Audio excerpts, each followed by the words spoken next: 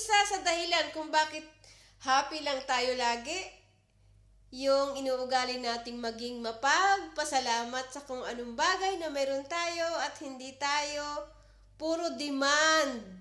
'Di ba?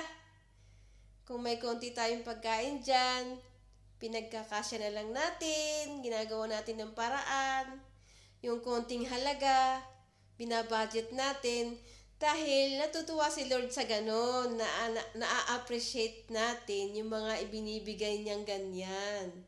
Dahil sinusubukan niya lang tayo. Na pagdating ng araw, pag ipinagkaloob na niya, yung mga hinihiling mo ng mga malalaking bagay, alam mo na kung papaano at saan mo gagamitin. So sa ngayon, tiis-tiis lang muna, 'di ba?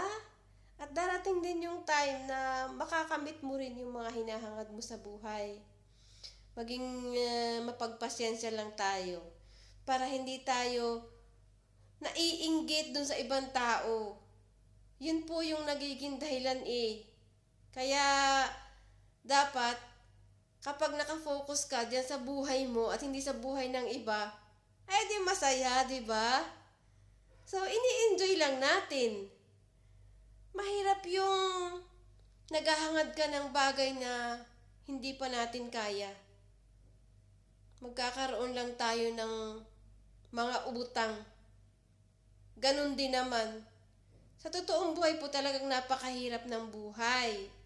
Pero nasa sa atin na lang yan. Sabi nga, ay ano ba yung quotes ko na yon? Your life is what you make it. Diba? Tapos, wag ka nang masyadong puro reklamo. Diba? Ako nga ay nag-iisa eh. Pero, hindi ako nagre-reklamo kung bakit nag-iisa ako. Ini-enjoy ko na lang. Diba? Kaysa naman, kahit maraming bashers, diba?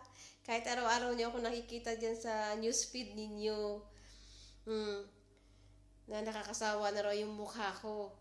Yung mga videos ko. Ay, medyo nasaktan talaga ako doon. Pero okay na ako ngayon. Noon lang yun, nung time na yun, ako masyadong naging OA lang ako. Yan po guys. So, diba? Wala na akong masabi. Yun lang at sige, i-appreciate natin ang mga maliliit na bagay sa ating buhay. Pasalamatan at tayo ay malusog. Hindi kagaya ng iba, maraming ang pera. Hindi naman nila ma-enjoy dahil lagi silang nasa ospital. Marami silang mga karamdaman. So tayo, pasalamatan na natin itong buhay na ito. Diba?